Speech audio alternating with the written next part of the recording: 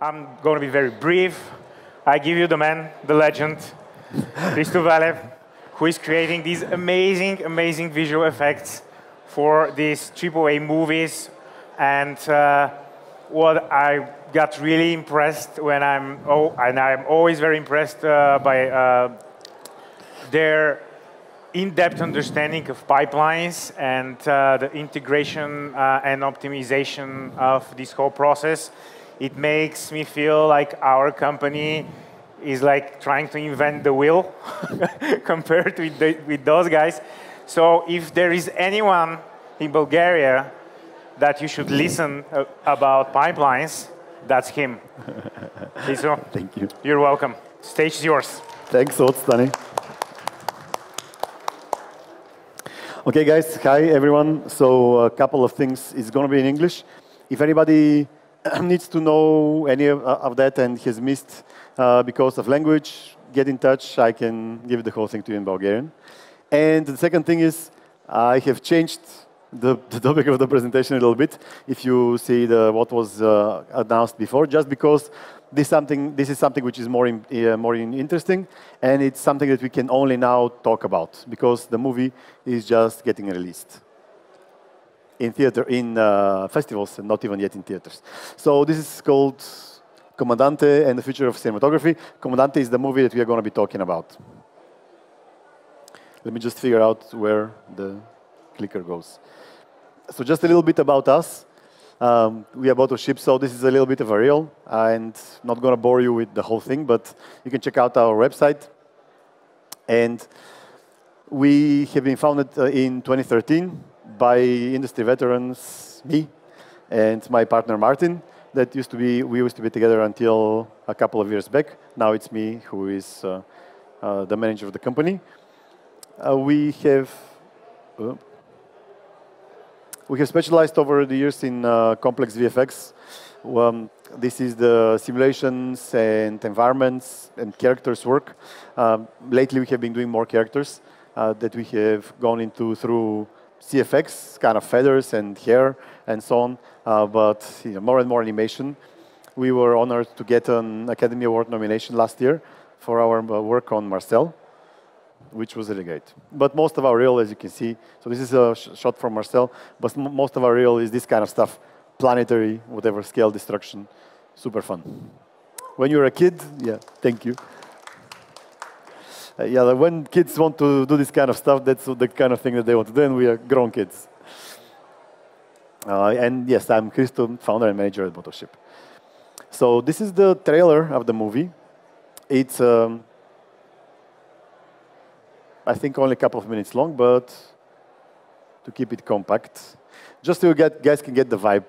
It's a submarine movie about a captain during World War II. So being on the side of the bad guys, Italian dude, he commands his submarine to sink a Belgian ship, but he saves all the sailors and then goes on to even risk his own life and life of the crew to do the right thing and protect the lives of these sailors at all costs.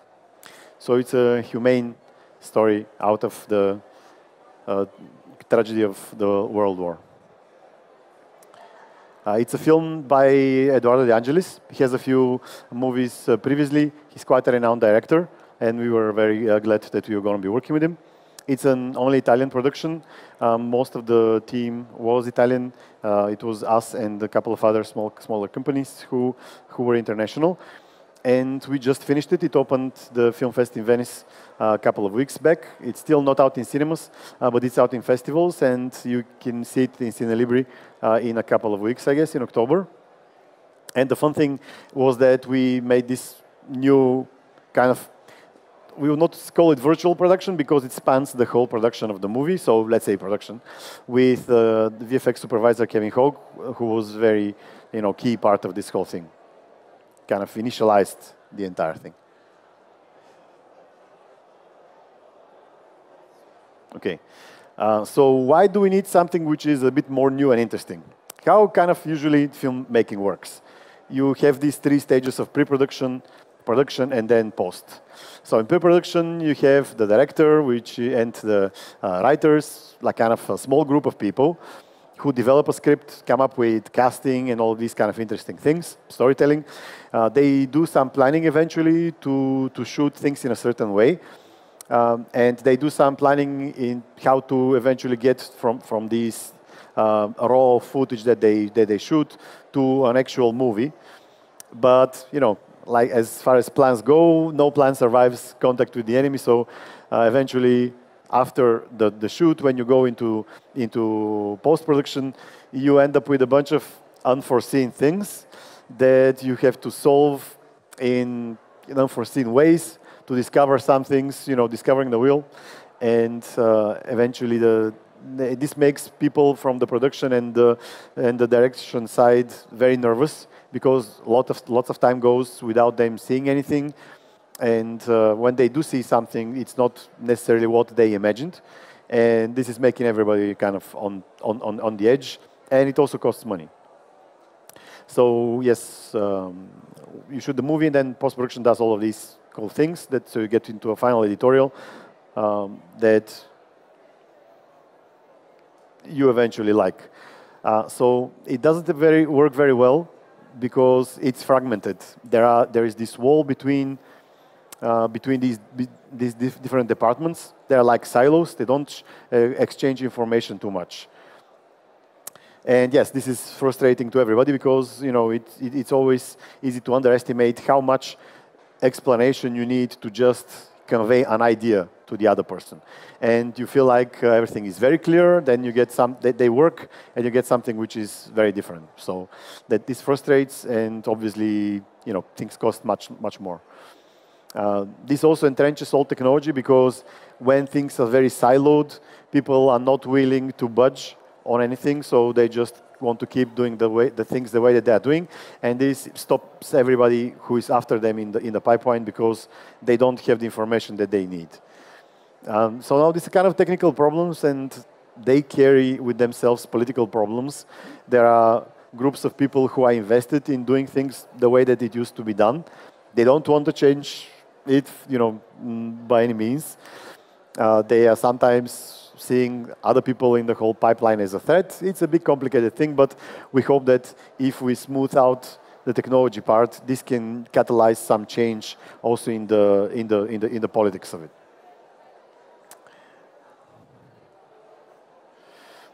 And so our main ideas about how to make the thing a little bit better is that is a few things. So to carry the data with the frame is one of the most important ones.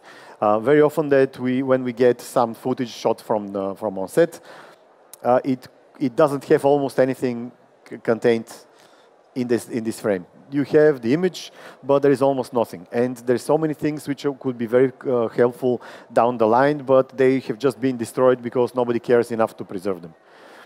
And sometimes they carry on some other, you know, media that just gets lost during the whole heterogeneous moving of this material from hand to hand. The second thing is to show the director something very early. So if you're on the stage and you can see how the whole thing is going to roughly look, and use this information to arrange your camera, arrange your actors, then you're not going to be as stressed afterwards when there's months and months before you actually see anything. And then when you see something, it's completely wrong. Like your pieces are in the wrong place, you don't see what you want to see, etc. And you can have these quick renders to really help out the director to compose his scene on the set.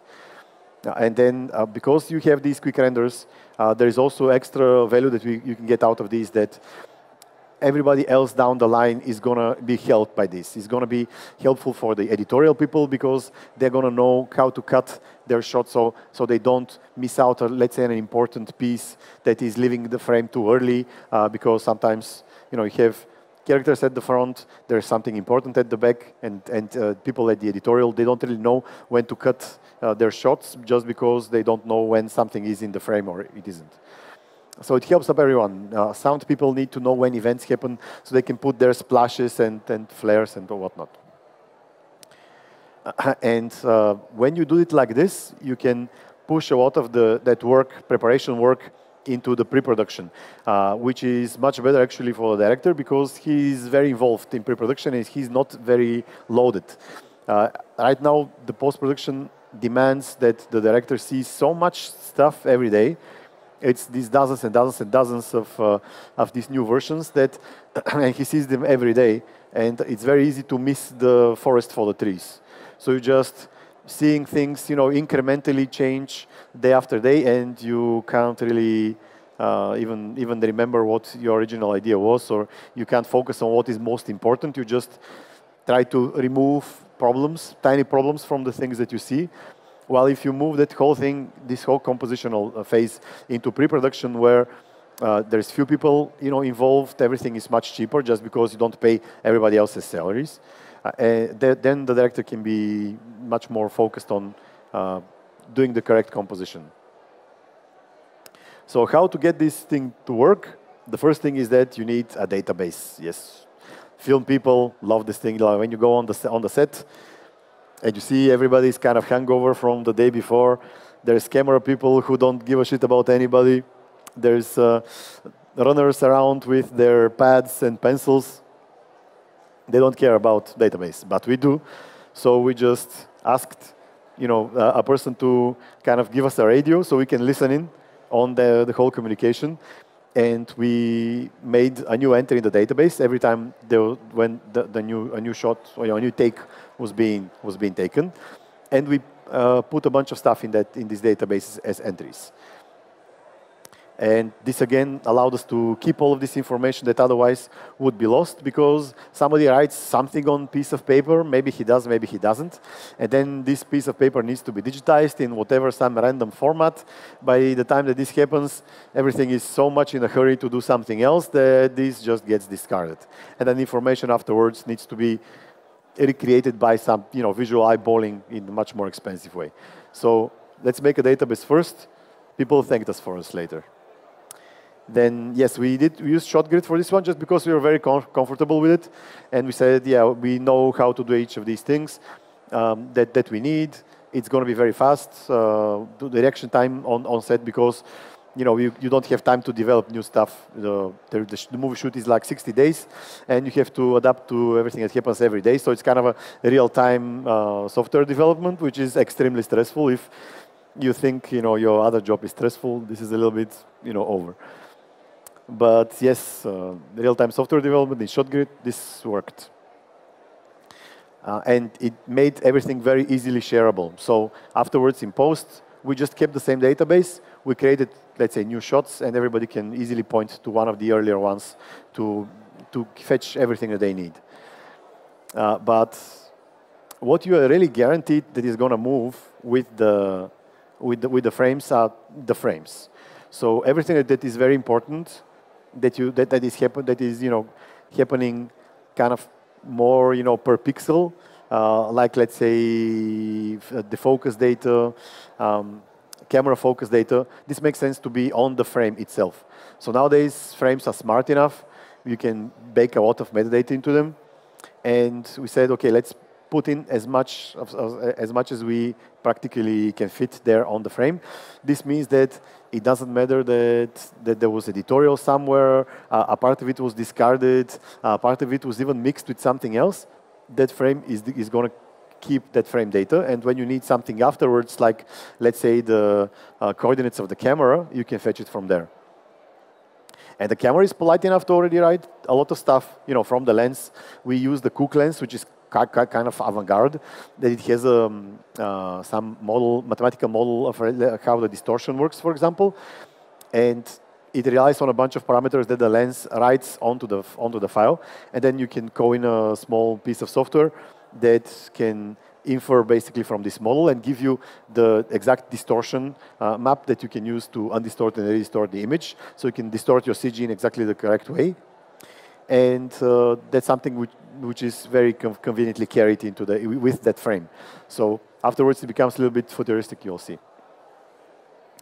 And in the actual movie, the fun part was that that these problems like the siloing, etc., did show up, and we sent the footage. You know, everything was nicely prepared, baked into the frames, but they didn't want to listen, and they just used their old school workflow. They destroyed everything. But because we had a database and we had we knew which piece of camera take has to get which piece of data, we just reconnected afterwards when it got back to us, which is a piece of extra work that we might not have needed if the whole thing was working a little bit better. Then the next piece is the camera tracking. So when you make a movie that needs to have some CG thing in there, it needs to stick to the correct place. Cameras move around, and you need to have a virtual camera which is the exact copy of the real camera. So traditionally, it is done, with kind of optically tracking the frame and measuring how much parallax there is between the frames that are closer, frames that are farther. It's a significant part of extra work, and budget. While now there isn't any big hurdle in front before just using some current technology that is tracking the camera automatically. So there's a bunch of solutions, NCAM, EasyTrack, etc., that are outputting this kind of data. You just need to put it into the same place with the frame, sync them because each one of them has its own time, and bake the correct tracking into the correct frame. So we use this in a couple of ways actually. This camera that we have. So the first way that we use this is to give the director something which is immediate for him to see. So he's looking on the side of his suit into a small monitor called QTake, and this monitor is giving him a kind of proxy of what the camera sees. And on this place, we wanted to give him the CG thing. Now, the way that this movie was shot, there is no LED stage, there is no green screen. We are in a naval base on a submarine model which is actually bigger than the real submarine. So the real submarine was like 90 meters long. This submarine was 110 meters long. So it's huge. It can't be fit into any decent, reasonable thing to help you out. And it was a military base, so there was no internet. So we had to fetch in a Starlink. We made a studio in a truck with a bunch of workstations, file storage, all this kind of stuff. It was really fun. We also all got sick because we had the AC on the whole time because of the computers. But anyway, we used this digidouble of the camera to get it into Unreal and send it a very rough version of our Houdini Ocean with ships and so on, and give the director a very rough composite. Now we couldn't do anything smart enough to cut out the characters from the background, but we just gave him like an A+B, which it felt like it's close enough. And for the director, this was something which gave him kind of an idea where things are, and he placed his cameras accordingly. So the ships, in the background are at the correct place. Sometimes he asked for movement of the particular ships, etc., so he can, compose the frame correctly. Now this happens before the shoot has even started. After the shoot starts, camera rolls. There is, the take goes on. And there we have, at the end of the take, we have a proxy of the video that's coming from the camera. So cinema cameras, what they do is that they output two things. One of them is the actual super nice, high quality, high resolution, high dynamic range, high everything, sexy frames, but they write them on a card because it's too much to stream or something. And they output a proxy video which is squished, it's not as sexy at all, but it's something which is streaming in real time. So at the end of the take, there is a very strict protocol when the card gets out of the camera and goes to a facility that stores the frames. Cinema frames are a very serious thing. you can't just change protocol for these guys. You know, they will get you kicked off the set. So we can use the camera proxy video which just gets streamed, and we can get the render from Unreal. We can do some roto of the characters that AI helps a lot with. So we just do some super quick garbage masking, give it to the AI, which is trained in cutting people out of with green screens. This is the ground truth, and it is inferring to for us some rough mask. And then we slap these things one on top of the other, and we can show to the director at the end of the day. So then when he sees that, he says, okay, I like this take, this take I don't like, and I like only half of this take. We say, okay, this is cool. So this means that we can ignore like a big bunch of the stuff that was shot because it wasn't good enough. And with the rest, we can go to the next stage of processing. This is taking a few days because at the end of the day, it takes a while to download footage from the camera. It takes a while to upload this footage to our office to process it to the studio. Starlink gets its job done, overnight, and then eventually what we have is the full plates at their high resolution, high dynamic range, sexy color. We have a better roto from the AI because just we gave it more time to infer. We have a Houdini render instead of the Unreal render in the background, which is looking really good. And we have some of the bells and whistles, like the defocus and the distortion, which we were able to apply very quickly just because we already have the information on the frame. So our CG render does not have any defocus, for example, information, but it has the distance information, and we can feed it to a plugin in Nuke, which is modeling a lens, and we can tell it this is the kind of a lens that we have. You can fetch the focus distance from the metadata, and this way automatically the CG is getting defocused with all the focus pulls of the director of photography on set. This was really awesome.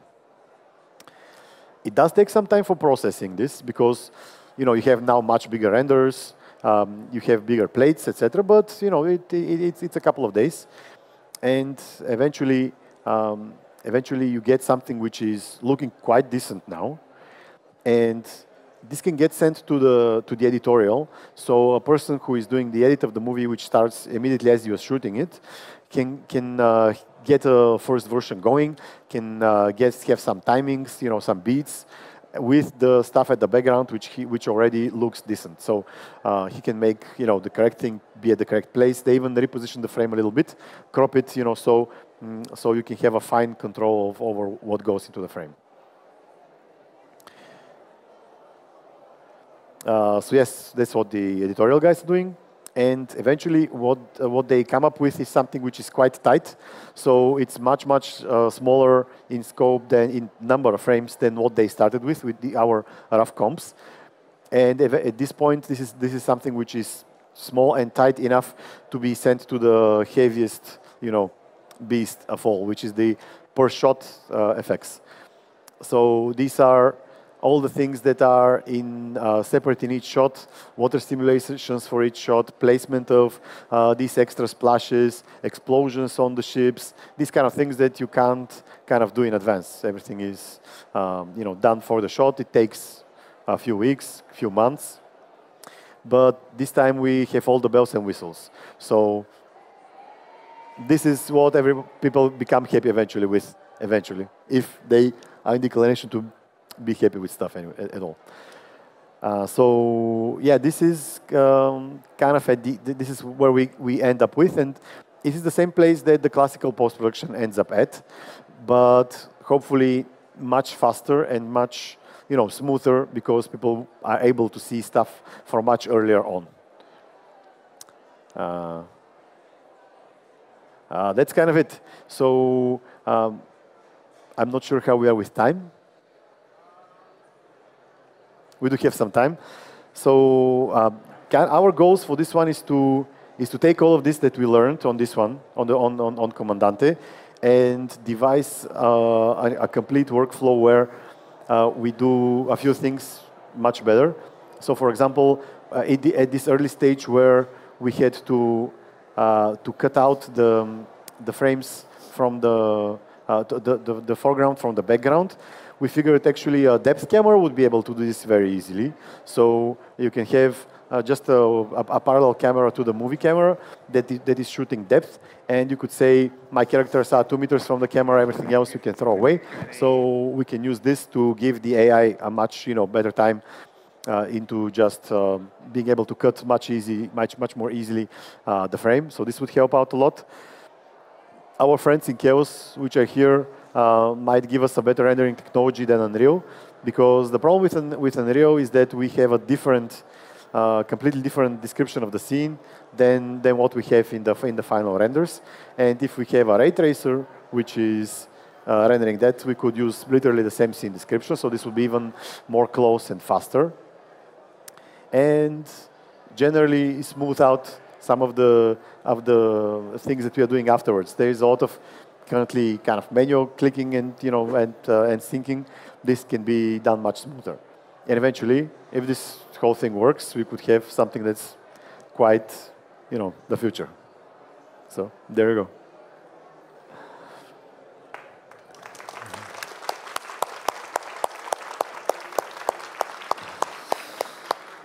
I really suspect that rocket science was too easy for you, and that's why you started doing this business. Usually, I understand only 60% of what he's saying, and it already sounds very amazing. But a couple of quick questions before we plug in our next and final guests. Here, you can drop your questions. I want to ask you, though, because me and Itsu here, we do a lot of midnight talks about pipelines on the phone, and I always wonder how you do the customization. Because, for example, I know that you guys changed a lot in Shotgun in order to adapt this to your way of doing things, and all of that metadata, keeping track, fusing them together, the other guys deleting them off. I mean, that kind of requires a lot of custom solutions. And what I don't understand, and I want to ask you, how you guys do this in the studio? Do you have developer team who works on that? What's the process in that? Yeah, we have a developer, our lead developer, because now we have a few, but our lead developer has been with us for a very long time. He's a really great guy. He's very fast. We have a great way to, now we have gelled together very, very well. So this is a big part of it. A big part of it is that you think a lot about how to design it, and you learn eventually over time how to design things correctly. A third part of it is that you ask people to be patient when things don't work, because they often don't work. You have Ivo and Yasin here, for example, that they have had their fair share of it, and it's a process that you have to trust to give it enough time so that the system can start working. It often there are small use cases, very tight, when it doesn't work, and you have to say, okay, is this case worth making automation for, or we can just do something which is more general, or just not do anything at all. So we put in our resources very carefully and try to kill the biggest beasts first, and try not to make things which are too narrowing. Yeah. So thank you so much for try not this. to make too much graphical interfaces of things.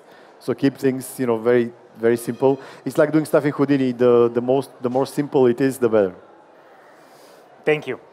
One from the audience, an anonymous goose asks, Hi, Goose. which is the most VFX demanding project you've been working on since? Which one was the worst? No, which one was the hardest? Biggest, the most challenging. I think these ones for the last couple of years were very intense. Knights of the Zodiac was one, and Comandante here was another one. Just because they are one of these super intense ones where a lot of the frame is not photography. So you have some projects where you need to add something a little bit extra, and most of the stuff that you see is film, and other projects where most of the stuff that you see is not film.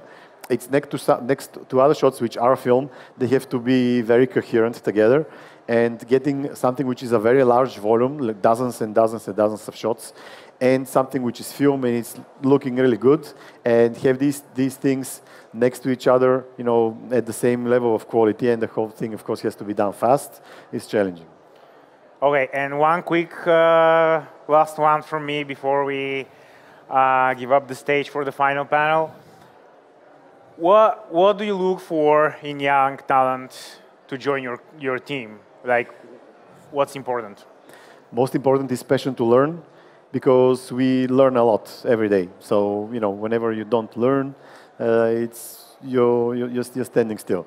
Then a combination of art and technical, you know, skills and you know, just intuition and understanding, and just love for both the art and the science of it. So we all on some spectrum, you know, some of them more towards the art, more towards the science, but you know, if you're not at the extreme ends of the spectrum, it's better. So, you know, kind of have a love and appreciation for the whole thing, and of course, be a good person to work with, which is probably the most important one. You heard him, guys. Be a friend, be a good guy.